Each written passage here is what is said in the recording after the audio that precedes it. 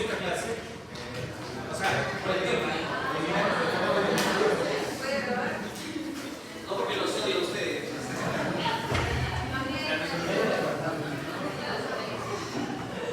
De hecho, esta presentación no es mía, es del doctor Castañeda, un amigo con el que hacíamos el curso antes. No siempre le daba esta clase a él, a mí me gustaba hacerla. Pero bueno, voy a tener que hacerla yo. Hoy día vamos a comenzar a revisar el segundo sistema, ¿no? El primer sistema que vimos ha sido el sistema nervioso. Hoy día nos toca ver el segundo sistema integrador. ¿Se acuerdan que dijimos que había dos sistemas integradores? El nervioso y el segundo es el sistema endocrino, ¿no? Así que me corresponde a la clase de hoy. ¿Cómo está organizado el sistema endocrino? Ya habíamos dicho que el epitelio glandular tenía dos tipos, ¿no? Unas glándulas que se llaman glándulas exocrinas, que ya las revisamos. Y un segundo grupo que era de glándulas endocrinas. Las glándulas endocrinas eran células que se organizan en glándulas, que forman sustancias, pero que las vierten hacia la sangre, para que a través de la sangre viajen hacia el órgano diana, o órgano donde van a cumplir su función. ¿Cómo está organizado el sistema endocrino? Pues, bajo esa premisa, vamos a encontrar que el sistema endocrino tiene células que pueden estar sueltas, que pueden formar un tejido o que pueden formar un órgano, ¿no? Que producen hormonas. Todas estas obviamente son epitelio de tipo glandular endocrino. Forman parte del sistema integrador y a diferencia del sistema nervioso, donde las órdenes se cumplen inmediatamente, en el caso del sistema endocrino las órdenes se cumplen lento y a veces el efecto es duradero. Por ejemplo, una orden puede ser aumenta de talla. Aumentamos de talla y ese aumento de talla es permanente. Crece mamas, crecen las mamas y ese aumento de mamas es permanente. Empieza a menstruar y eso es hasta que se te acaben los óvulos, ¿no? O sea, son órdenes que se dan para que se cumplan de manera constante, ¿no? Todas las células o tejidos o glándulas endocrinas vierten su contenido hacia la sangre, viajan por el torrente sanguíneo hacia un órgano que se llama órgano blanco u órgano diana. Ese nombre viene o deriva de cuando jugamos tiro al blanco, ¿no? La flecha va hacia un centro, ¿no? Ya, entonces las hormonas se dirigen hacia ese receptor que se conoce como blanco o diana. Ya saben, la célula endocrina hacia la sangre viaja por la sangre y llega al órgano donde se encuentra el receptor que se llama órgano blanco u órgano diana. Ahora, la naturaleza y las sustancias que se producen es muy variada, ¿no? Por ejemplo, hay hormonas que tienen naturaleza proteica. Ahí tenemos las hormonas de la hipófisis, la calcitonina que se produce en la tiroides, el glucagón y la insulina que se producen en el páncreas, ¿no? Son proteicas. Luego tenemos hormonas de naturaleza lipídica, como por ejemplo las hormonas sexuales, la testosterona, el progestágeno y el estrógeno son lipídicas. También la aldosterona y el cortisol, que son suprarrenales, también son lipídicas. En el caso de las proteicas, las células que producen hormonas proteicas tienen el equipamiento, ¿no? O sea, retículo plasmático rugoso, complejo de Golgi, ¿no? En el caso de las células que producen hormonas lipídicas, también tienen el equipamiento, retículo plasmático liso, inclusiones lipídicas, por ejemplo, en su citoplasma. Hay hormonas que son aminas, como por ejemplo las hormonas tiroideas, la T3, la T4. Las hormonas de la médula suprarrenal, que son la adrenalina y la noradrenalina, también son aminas. Y las hormonas de la glándula pineal, como la melatonina, también es una amina, ¿no? Entonces, cuando vimos glándulas exocrinas, vimos que o era serosa o era mucosa. Acá no. Acá la secreción es o proteica, o lipídica, o aminoácidica, ¿no? Ahora, yo les dije que la secreción endocrina podía provenir de tres fuentes. De cuatro, diría incluso. La primera son células aisladas que producen hormonas. Es decir, una célula que está en otro órgano o tejido, solita, y produce hormonas. Eso pasa, por ejemplo, con las células enteroendocrinas, que son células que están en el epitelio del tubo digestivo, y una célula por ahí produce hormonas, como la gastrina, la somatostatina, la secretina, la colecistoquinina. Son hormonas producidas por células aisladas, ¿no? Es la primera fuente de hormonas, células aisladas. La segunda fuente de hormonas es un tejido endocrino inmerso en un órgano que está hecho para otra cosa. Por ejemplo, el riñón está hecho para filtrar la orina, pero también produce una hormona que se llama eritropoyetina, por ejemplo. La aurícula derecha del corazón está hecha para bombear la sangre hacia el ventrículo derecho, ¿no? Pero también en su tejido se produce una hormona que se llama péptido natriurético auricular, que controla el sodio, por ejemplo, ¿no? La placenta, que está hecha para filtrar la sangre y oxigenar al bebé, también produce progestágenos, ¿no? Hormonas que mantienen la gestación adecuada. El testículo está hecho para que se produzca el espermatozoide, pero también produce testosterona para mantener las caracteres sexuales secundarios del varón. El ovario está hecho para que maduren los óvulos, pero también produce hormonas sexuales femeninas. Y finalmente el páncreas, que está hecho para producir enzimas digestivas, también tiene tejido que produce la insulina, el glucagón, la isoatopeína, hormonas, ¿no?, vinculadas al metabolismo. Entonces, segunda fuente, tejidos dentro de órganos, ¿no? Tercera fuente es órganos llamados glándulas endocrinas, que están hechas solamente para producir hormonas. Ya casi las que vamos a utilizar durante la clase de hoy y la que viene, que son hipófisis, pineal, tiroides, pantiroides y suprarrenales. Entonces tenemos tres fuentes: células aisladas, tejidos en órganos y glándulas endocrinas tal cual. Chicos, de hecho, hoy y el próximo lunes hacemos endocrino y nos queda una clase más que es para hacer sangre. La clase hacemos sangre suficiente. Y el día 2 de diciembre estarían listos ustedes para su parcial de disco, ¿no? Para que no tengan idea de previsión. Tenemos que cerrar el curso antes del 6. Porque lamentablemente yo viajo el 6, así que la forma de irnos después. Sí, así que el curso que vamos a mantener.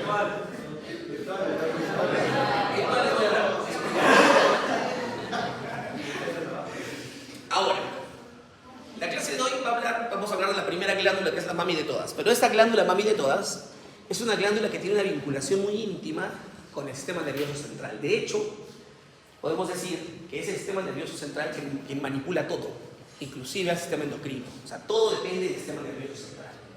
Y hay una zona en el sistema nervioso central que se llama hipotálamo. El hipotálamo es un área que está vinculada a la glándula mami, a la glándula más importante, por decirlo de alguna forma, que se llama hipófisis o pituitaria, la hipófisis. De hecho, hay una comunicación íntima que se llama eje hipotálamo-hipofisiario. El hipotálamo, que es el sistema nervioso central, le dice qué hacer a la hipófisis, y la hipófisis le dice qué hacer a las otras glándulas, y así funciona. Si el hipotálamo no se le ocurre o no se le da la gana, puede inhibir a la hipófisis y la hipófisis puede inhibir a todo el resto. O si el hipotálamo se vuelve loco, se activa y manda muchas órdenes, la hipófisis se vuelve loca y manda muchas órdenes y altera todo. Entonces, vamos a dar cuenta a partir de este momento de la clase de que al final de cuentas es el sistema nervioso el que comanda también al otro sistema integrador, que es el sistema endocrino. ¿Cómo es que funciona este eje hipotálamo-hipofisiario? Pues de hecho hay una comunicación física, ¿no? O sea, hay un tallo físico, neuronal, que comunica al hipotálamo con la hipófisis, pero también hay una circulación especial que se llama sistema porta-hipofisiario, en el que la sangre llega al hipotálamo y se pasa directamente a la hipófisis, de tal forma que el hipotálamo recoge órdenes, ¿no? Viene a la limpieza del hipotálamo, recoge órdenes y se las pasa a la hipófisis para que la hipófisis las cumpla. También este mismo sistema porta puede llevar una retroalimentación hacia el hipotálamo y decirle: deja de liberar órdenes, deja de dar órdenes, y callarlo. Ese es un feedback negativo. Este mecanismo lo van a estudiar con cuidado cuando hagan fisiología del sistema endocrino, pero es bueno que tengamos una idea ya. Entonces el hipotálamo le da órdenes a la hipófisis a través de sustancias químicas que se llaman hormonas liberadoras de hormonas. Por ejemplo, hormona liberadora de hormona del crecimiento le da la orden a la hipófisis, y la hipófisis libera hormona del crecimiento. Pero también puede liberar hormona inhibidora de la hormona del crecimiento y le da la orden a la hipófisis para que deje de producir hormona del crecimiento. Entonces es el hipotálamo que tiene órdenes positivas y también órdenes negativas. Y esas órdenes se dan a través de moléculas que viajan por ese sistema especial hipotálamo-hipofisiario. ¿Ah? Muy bien, ahorita vamos entrar un poco más en detalle al respecto. Hablemos un poco de la hormona y el receptor. Ya dijimos que la hormona es una molécula que tiene una naturaleza diferente, que viaja por la sangre hacia el receptor que se encuentra en un órgano diana u órgano blanco, que es el que va a cumplir con la orden. Hay dos tipos de receptores. Hay unos receptores que se encuentran en la parte externa de la membrana de la célula. Y hay otros receptores que se encuentran en el intracelular. Entonces la hormona viaja, se libera de la glándula, viaja por la sangre, encuentra a la célula diana y busca el receptor. Puede que lo encuentre en la membrana o puede tener que meterse a la célula para buscar un citoplasma. Tiene esas dos rutas. ¿Qué pasa con los receptores de membrana? Son receptores de tres tipos. Esto lo han visto ya en biología molecular, estamos recordando. ¿Cuáles son esos tres tipos? Primero puede ser que el receptor, una vez que se une con la hormona, active un canal iónico. Al activar un canal iónico va a cambiar el potencial de membrana, porque va a permitir que ingresen a sodio o potasio, lo que juega mucho ahí a través con cloro, que es el que compensa, ¿no? Entonces, uno de los primeros efectos que puede producir una hormona es que se une a un receptor asociado a un canal iónico y permite el flujo de iones. Primer tipo de receptor vinculado a canal iónicos. Lo otro puede ser que una vez que la hormona llegue y se une al receptor de membrana, activa una enzima. Y al activar esa enzima genera una cascada de acontecimientos en el interior de la célula. Ese segundo tipo de reacción se llama reacción, o mejor dicho, es un mensaje vinculado a una enzima o a un receptor catalítico. Las enzimas son catalizadores. Y lo tercero que puede pasar es que llega la hormona, se une a su receptor y se activa una proteína G. ¿No? Una proteína G. Y ustedes ya saben lo que pasa con una proteína G. Cuando se activa, va a producirse consumo de energía. Y va a desencadenar una serie de respuestas en el interior de la célula. Entonces, esos son los receptores de membrana. Usualmente las hormonas de naturaleza proteica usan receptores de membrana. Cuando la hormona es de naturaleza lipídica o amina, son más pequeñitas o son muy sociales con la membrana, por lo tanto se meten al citoplasma. Y cuando se meten al citoplasma, se unen a un receptor que está dentro de la célula. Ahí, por ejemplo, pueden ocasionar respuestas directas en el núcleo, activar síntesis proteica a través de una interacción con un receptor en el núcleo. Y eso puede producir, por ejemplo, activación del ADN, de replicarse ADN, o pueden hacer lectura rápida de ADN para producir proteínas, ¿no? Ese es el efecto de las hormonas esteroideas y también de las hormonas tiroideas, por ejemplo. Entonces ya saben que las hormonas pueden unirse a un receptor o de membrana o de citoplasma. Y esta es una imagen. Arriba está el sistema nervioso central. Acá arriba, ¿no es cierto? Ese es el hipotálamo. Y acá abajo está la mamá de las glándulas, que es la hipófisis.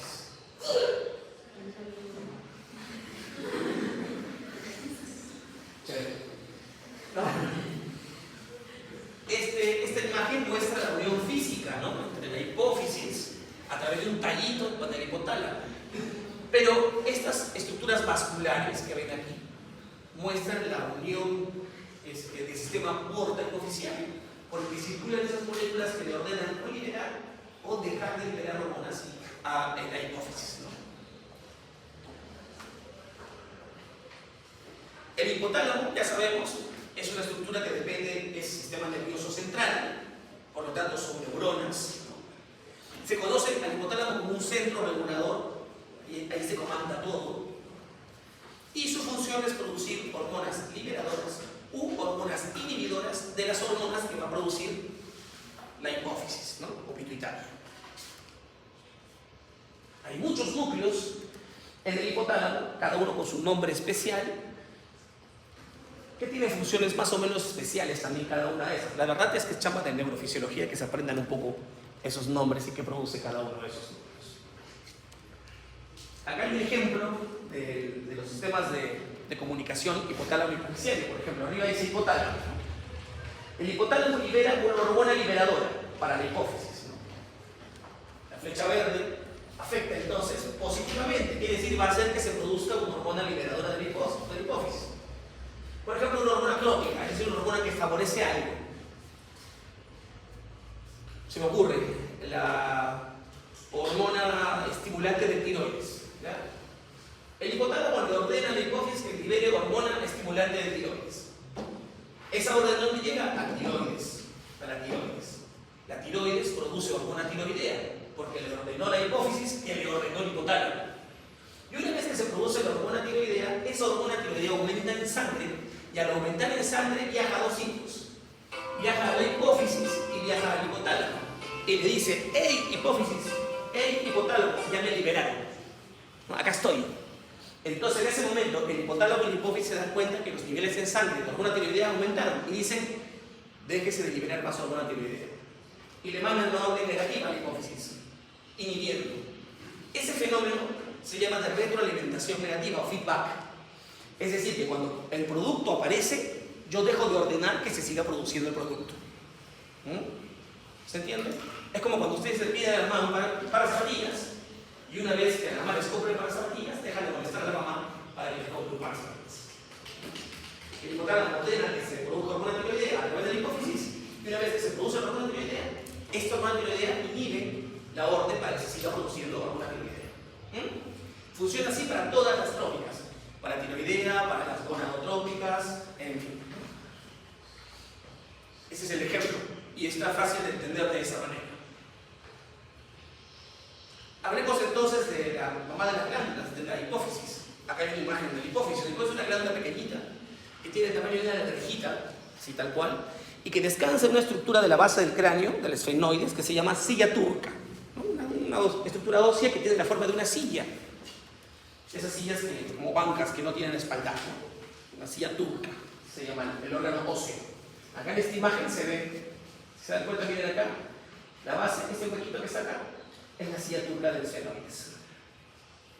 Y ahí está la glandulita, ¿no? Uno puede acceder a esa glándula a través de la lámina de la nariz, uno mete un instrumento, fractura el cráneo en la base y accede a la hipófisis, ¿no?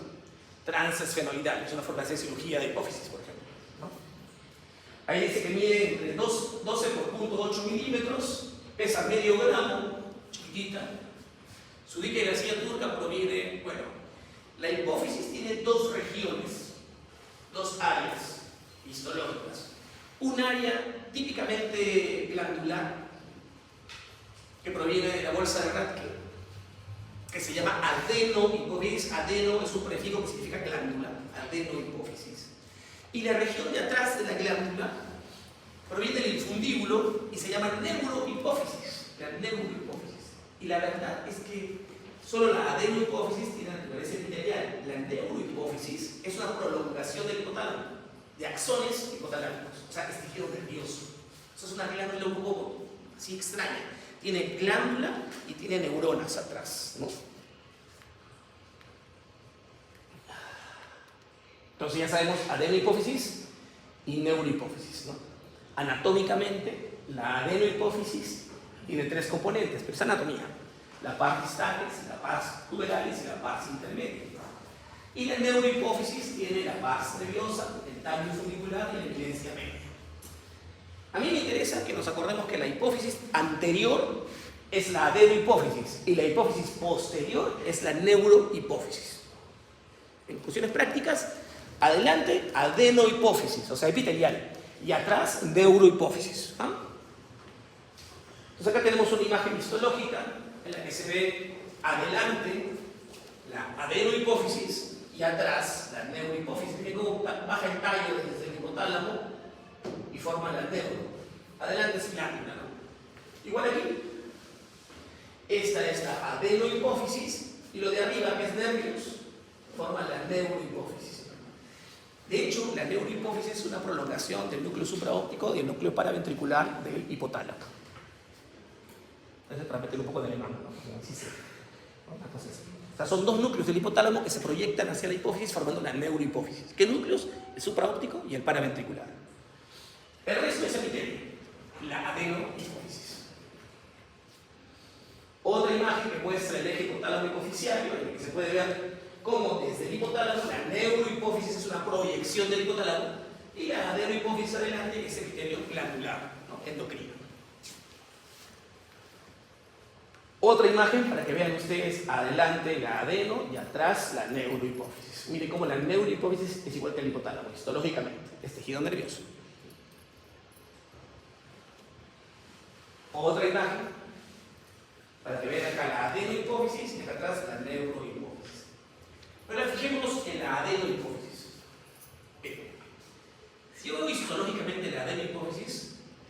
células puedo ver ahí? Veo unas células que se han pintado de rojo, ¿cierto? Han captado el color rojo. Pero también veo unas células que han captado el color azul, ¿no? Hay células rojas, hay células azules. Pero también veo células que no han captado bien nada, ¿no? Ni rojas ni azules. Ya.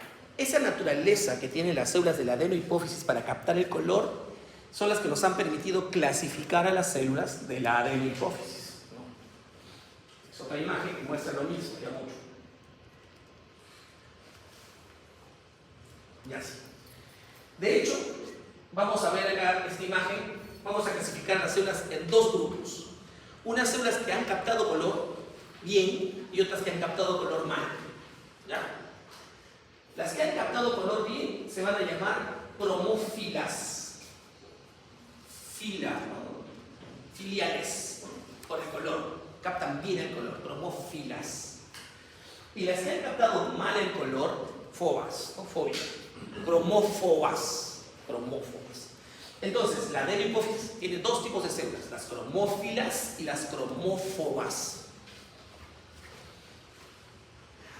Las cromófobas, la verdad, no me interesan.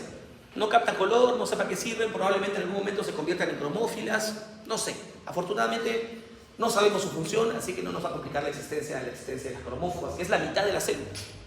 La que sí nos interesa son las cromófilas.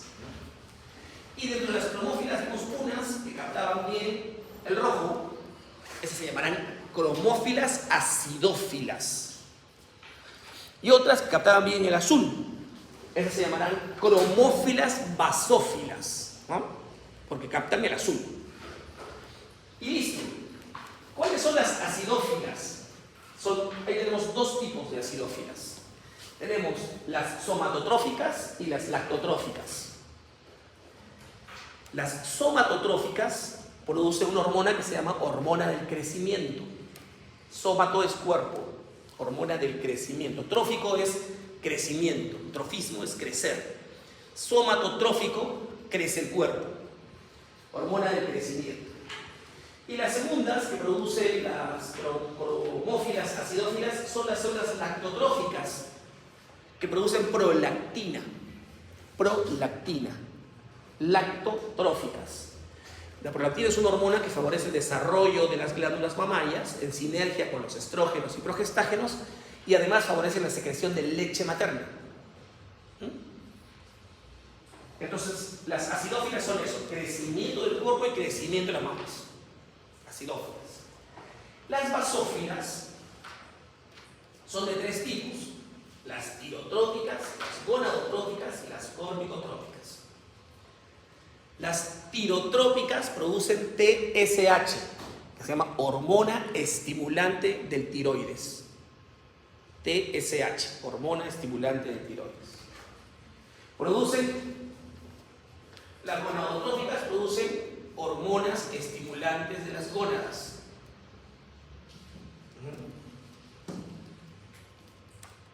Y las corticotróficas producen hormona estimulante de la corteza suprarrenal. Adenocorticotrofina se llama la hormona. Estimulante de la corteza renal. Entonces, si nos damos cuenta, las dos primeras, las acidófilas, tienen acción directa, o sea, cumplen una orden directa. Crece. En cambio, las basófilas dan órdenes indirectas. Le ordenan al tiroides que haga su trabajo, le ordenan a las gónadas que haga su trabajo y le ordenan a la suprarrenal que haga su trabajo. ¿Se acuerdan que les dije que era la mamá de las glándulas? Claro, pues el hipotálamo le ordena a la hipófisis que le ordene a las otras glándulas, ¿no? Es más o menos así la chamba. Otra vez, adenohipófisis, neurohipófisis. Para que vean la adenohipófisis, hay unas células azules, otras rojas, unas que no se han pintado ni azul ni rojo, ¿no? Con colorantes especiales, hay unas células rojas, unas células azulitas y otras que no se han pintado. Y se ve bastante vascularización, ¿no? Hablemos de las somatotróficas, las que producen hormona del crecimiento, ¿no? Tienen un efecto directo y también un efecto mediado por mensajeros secundarios, ¿no? Como el factor de crecimiento insulínico tipo 1 o somatomedina C, que es una hormona que produce páncreas, ¿no? Estas células producen en ciertos momentos de la vida una hormona que genera un crecimiento longitudinal del cuerpo a través de estimular las placas de crecimiento de los huesos largos, ¿no? Las metáfisis, ¿no? Se activan y crecen y luego se osifican y no crecen en talla. Todos tenemos picos de crecimiento de esta hormona, ¿no? En la infancia, en la adolescencia. En la adultez ya no, ya se consolida el hueso y ya no crecemos más. A veces podemos utilizar la hormona externa para favorecer el crecimiento cuando hay deficiencia de talla y no hay consolidación, por ejemplo, ¿no? ¿Qué pasa cuando esta hormona es deficiente en la infancia? Si no hay hormona de crecimiento en la infancia, aparece una enfermedad que se llama enanismo hipofisial. Ojo, el enanismo hipofisial es un enanismo simétrico, sin alteración, ¿no?, en las funciones mentales superiores. Es un enanito, pero es una persona pequeña nada más, ¿no? En cambio, cuando hay un exceso de hormona de crecimiento en la infancia, aparece lo contrario, lo que se conoce como gigantismo hipofisial. La persona crece más de lo normal, ¿no?, en talla. Pero ¿qué pasa cuando somos adultos y tenemos un exceso de hormona de crecimiento? Cuando somos ya adultos, ya consolidaron nuestros huesos largos y tenemos un exceso de hormona de crecimiento, lo que pasa es que se produce una condición que se llama acromegalia. La acromegalia es una enfermedad que nos vuelve toscos. Crecen los huesos, pero ya no a lo largo, sino en grosor. Y aparecen manos grandes, pies que no entran en los zapatos, cigomáticos pronunciados, mandíbula que se proyecta. Shrek es una acromegalia. O sea, los hombros son una caricatura de un paciente con acromegalia. Crece todo, crece el corazón, ¿no? Y eso produce alteraciones fisiológicas, ¿no? Insuficiencia cardíaca, por ejemplo. También crece eso. Todo crece con acromegalia. ¿Qué pasa cuando hay una deficiencia de hormona del crecimiento del adulto? ¿Qué creen que pasa? ¿Nos entojaremos? No, aparentemente no pasa nada, ¿no? No hay una enfermedad clara por hormona de crecimiento deficiente en el adulto, pero sí se vincula con el envejecimiento. Acá tenemos, miren, ese es un enano hipofisial. No es un niño, es un enano hipofisial. El otro no, el otro es un cretino, es un enano por deficiencia de hormona tiroidea. Y este es un acromegálico. Esta es la cabeza de la cara. Cigomático marcado, prolactismo, mandíbula enorme, ¿no? Un ogro, Shrek. La segunda célula de estas que producen hormonas directas, de acción directa, es la prolactina. Las células lactotróficas producen prolactina. Ya dijimos que la prolactina estimula a las glándulas mamarias, pero tiene que ser en sinergia con las hormonas de la gestación. O sea, actúan cuando la mujer ha gestado, entonces crece en la mama y produce leche, ¿no? ¿Qué pasa cuando esas hormonas actúan? Pues, aparte de la generación de leche, que se llama galactorrea, producen amenorrea. En ese periodo que esta hormona está produciéndose, se inhibe la maduración de óvulos. Por eso es que la mujer que da de lactar no se embaraza, ¿no?, mientras da de lactar. No es efectivo, chicas, ese método, pero suele ser así, ¿no?, que se inhibe la maduración de óvulos para que esa mujer pueda abastecer a ese niño y no embarazarse nuevamente, ¿no? ¿Qué pasa cuando hay una secreción inadecuada de esta hormona? Por ejemplo, uno de ustedes tiene un tumor de estas células, entonces va a tener un crecimiento de las mamas y una secreción láctea, más allá de que sean hombres o sean mujeres, ¿no? Y ese tumor más frecuente de la hipófisis. El tumor más frecuente de la glándula hipofisiaria es un tumor de células lactotróficas que producen prolactina y que generan en las mujeres amenorrea y secreción láctea, y en los hombres ginecomastia, que es mamas en el hombre con secreción láctea. ¿Cómo se estimula la producción de esta hormona? Con la succión. El estímulo al pezón puede producir también aumento de la hormona lactotrófica. Ese pezón puede creer que tiene que dar de lactar y se activa, ¿no? Por eso la mujer, mientras dé de lactar, va a seguir produciendo leche. Deja de dar de lactar y deja de producir hormona y deja de producir leche. No solo las mujeres, si ustedes juegan con eso, pueden tener ese efecto también, ¿no?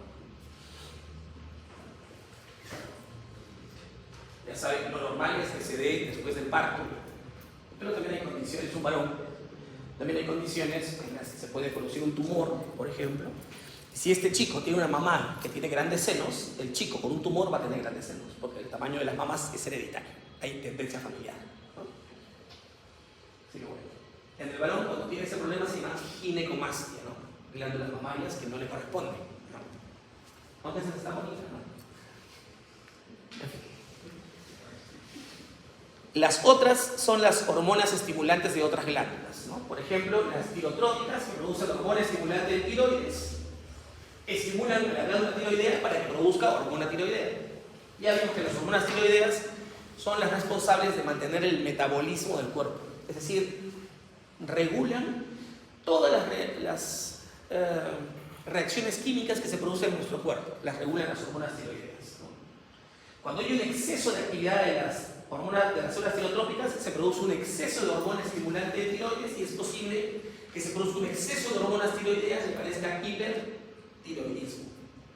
Si estas células no trabajan y no producen hormona estimulante de tiroides, es posible que el tiroides no produzca hormona tiroidea y aparece una condición que se llama hipotiroidismo. Cuando este hipotiroidismo se da en la infancia o en el periodo fetal, el paciente sale con una deficiencia que se llama cretinismo, cretino, ¿no? Que es un niño de talla baja, un poco amorfo, retraso mental, ¿no? Y no es lo que queremos en una población, ¿no? Aquí tenemos un paciente con hipertiroidismo y el otro es un paciente con cretinismo, ¿no? Hoy en día ya es difícil ver esto, ¿no? Salvo que sea por una falla de otro tipo metabólico, pero ya es difícil. Se hace diagnóstico a tiempo, ¿no? Y se previene, ¿no? Ese es un hipotiroideo adulto. Cuando veamos tu hormona tiroidea veremos cuáles son lo que pasa con un hiper y con un hipo, ¿no? Las gonadotrópicas, que son hormonas estimulantes de las gónadas, son dos hormonas, la FSH, u hormona estimulante del folículo, y la LH, u hormona luteinizante. Son dos hormonas que estimulan al ovario o al testículo para que hagan su chamba. De hecho, estas hormonas se activan recién en la adolescencia, ¿no? Cuando uno es adolescente, el hipotálamo le ordena a la neurohipófisis que dice ya es momento, libera tus hormonas liberadoras, y la hipófisis libera FSH y LH, y aparecen los caracteres sexuales secundarios del hombre y de la mujer. ¿Cuáles son los caracteres sexuales del hombre? Bueno, échase unos 42. Chicos, ¿qué les ha pasado hace unos 5 años? 6. ¿Nada? ¿Siguen igualitos? ¿Cuál? ¿Cuáles son los caracteres sexuales secundarios del hombre? Ya, se hacen peludos, pa' una. Cambio de voz, ensanchamiento torácico y ensanchamiento de cuerdas vocales. Hijo, mi hijo, y no. Ya, cambio de voz. Van 2. ¿Nada más? Qué fea su vida. ¿Cuál?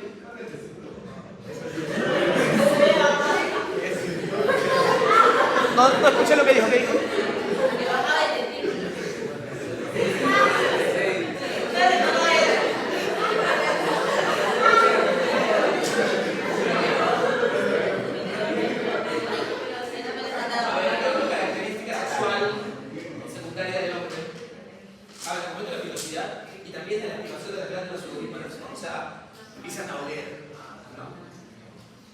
El cambio de la voz viene de la mano con un ensanchamiento torácico, ¿no?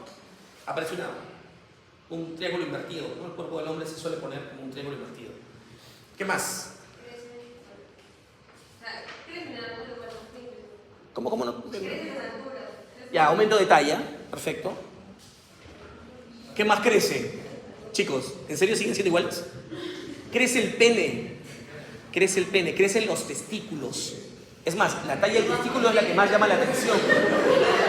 Porque toda la vida se han visto con los testículos así y en la adolescencia se duplican o un poco más incluso. Se oscurece el escroto, si eran rosaditos se ponen negros los testículos, ¿no? Entonces hay una pigmentación de esa zona. Aparecen las erecciones, ¿no? Aparece la eyaculación y aparece el deseo sexual, ya sea con un chico, con otro chico, con una chica, con lo que quiera, pero aparece aparece el deseo sexual. Son caracteres sexuales secundarios, ¿no? ¿Y en las chicas qué pasa? ¿Cuáles son los caracteres sexuales de las chicas? A ver. Ya, caderas, ¿no? Crecimiento de la glándula mamaria, perfecto, genial. ¿Qué más? Aumento de la talla. Ya, la voz se define también, perfecto. ¿Qué más pasa? Aparece pelo, también las chicas tienen sus pelitos, ¿no es cierto? También aparecen glándulas, ¿no? También tienen sus olores. ¿Qué más? Empiezan a menstruar, pues, ¿no? Aparece la fertilidad de la mujer. Y cada mes, ¿no? Menstruación. Y también les aparece el deseo sexual. Claro, lo manejan mejor, ¿no? Que los hombres, pero también tienen sus ganas, ¿no? Por una mujer, por otro hombre, por lo que quieran, pero tienen deseo sexual. Perfecto. ¿Es por culpa de quién? Del hipotálamo que le ordena a la hipófisis que libere hormonas liberadoras de hormonas sexuales. Muy bien.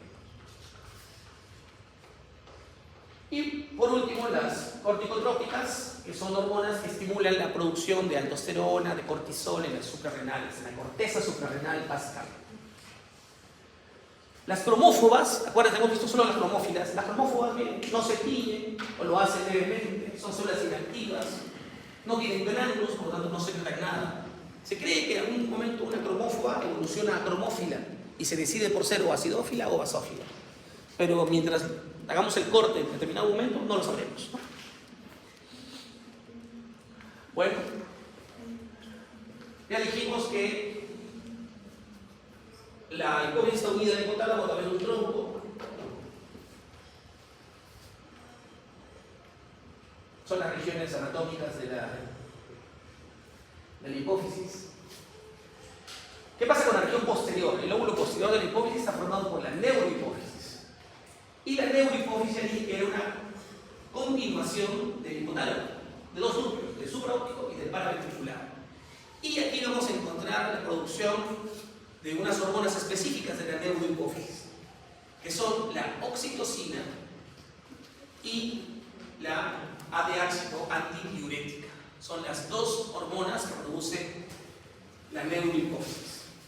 La ADH es una hormona que le dice a los riñones que no orinen, antidiurética, ¿no? ¿Por qué le va a decir al riñón que no orine? Porque hay momentos en los que no debemos orinar. Por ejemplo, ¿cuándo no debemos orinar? Cuando estamos en clase, no, pues ¿saben? Por ejemplo, cuando tenemos una diarrea severa y estamos deshidratados, no podemos darnos el lujo de ir y orinar, pues, ¿no? Cuando no tomamos agua durante todo el día, tampoco podemos darnos el lujo de ir y orinar. Entonces, el organismo prevé, ¿no es cierto? Y le dice al riñón que no orine. Como contraparte, cuando uno toma mucho líquido, tiene que orinar mucho, ¿no? ¿Qué hormona es la que nos dice que orinemos mucho? ¿Cuál es el antagónico de la ADH? El péptido natriurético auricular. Cuando uno toma mucho líquido, se sobrecarga de volumen. Significa que la sangre aumenta en cantidad. Y cuando aumenta la sangre, llega la sangre a la aurícula derecha y la aurícula se distiende demasiado, porque hay mucha sangre. Y al distenderse demasiado, se activan las células de la aurícula que producen el péptido natriurético. Natrio es sodio, urético es orinar sodio. Entonces le dicen al tubo renal, le dicen, hey, bota sodio. Y empieza a botar sodio. El sodio nunca va solo. El sodio no circula con agua y no orina más, ¿no? Por ejemplo, eso pasa cuando están metiendo las chelas, ¿no? Están en la playa, sus chelitas. Entonces sobrecargan de volumen, péptido natriurético auricular y orinan a cada rato, por ejemplo. Pero la contraparte es de la neurohipófisis a través de la ADH, antidiurética. Y la otra, que es una hormona bien chévere, que es la oxitocina. ¿Qué hace la oxitocina? ¿Cuándo se libera oxitocina normalmente? Cuando debe iniciar el trabajo de parto. O cuando tenemos un orgasmo. Ahí hay un piquito de oxitocina. Lo que hace la oxitocina es inicia y conduce la expulsión del feto al finalizar el embarazo. Llega un momento en que el útero se encuentra grande y el hipotálamo se da cuenta y empieza a liberar oxitocina. Y aparecen las contracciones uterinas, ¿no?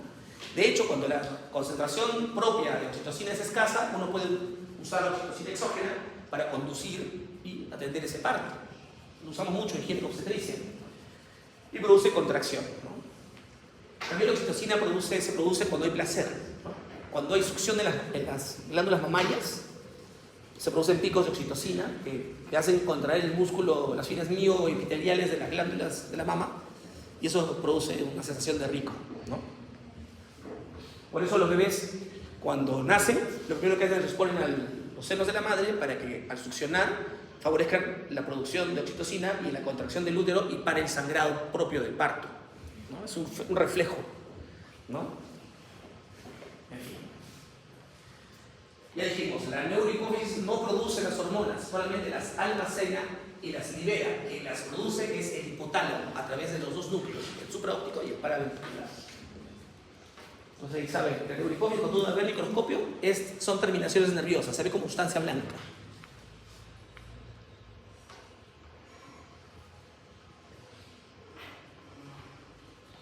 Así se ve la neurohipófisis.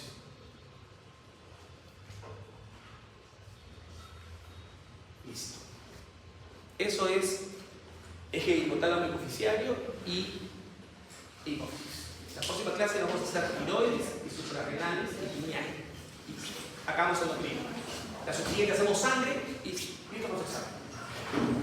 Y bueno, en verano, si quieren hacer otra vez el curso, ¿no? Así, ¿no?